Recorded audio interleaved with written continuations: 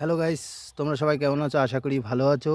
আমি খুব ভালো আছি। তো আজকে আমি একটু কাজে এসেছিলাম একজনার, ঠিক আছে? তো তার কি বলবো, সে মানে পটল চাষ করেছে।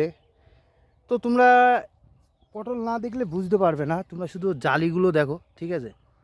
জালিগুলো দেখো, সারা ভুঁই এরাম, সারাটা ভুঁই প্রত্যেকটা বেড এরাম, মানে এত পরিমাণে পটল। তোমরা দেখো, শুধু জালিগুলো দেখো, সব সাজানো আঙুলের মতন। তাহলে যে লোকটা যে এত পরিশ্রম করেছে, তার এখন সামনে কত কত মানে, যাই হোক, সে তার সেজন উপরে একজন সে তাকিয়েছে তার মুখের দিকে, নাহলে তো সে এরম ফসল করতে পারতো না। তো এটাই বলতে চাই যে কষ্ট করলে সবাই ফল পায়, ঠিক আছে?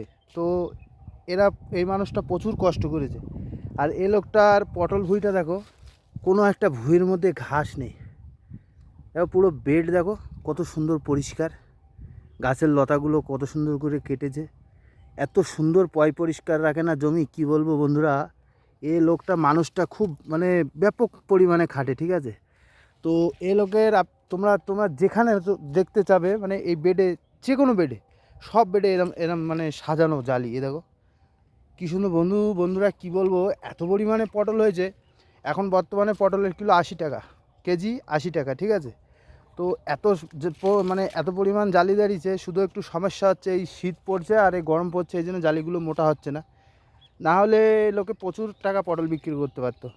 শুধু জালিগুলো দেখো, প্রচুর জালি। তো আজকে ইনারই কাজে এসেছিলাম। ইনার একটা নতুন করে আবার পাশে পটল পুঁতবে, সে ভুঁইতে কাজ করছিলাম। তো আসার সময় ভাবলাম একটা তোমাদের ভিডিও করে দেখাই আমার এই দাদুর কী পরিমাণে পটল হয়েছে।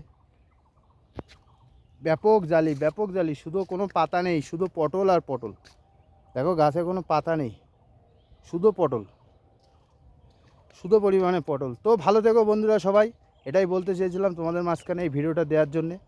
তো দেখো, কোনো গাছে পাতা পাতা কিচ্ছু নেই, শুধু পটল। যাক, এই লোকটার সেজন তাকিয়েছে, খুব ভালো হয়েছে এই লোকটার। তো বন্ধুরা সবাই ভালো থেকো।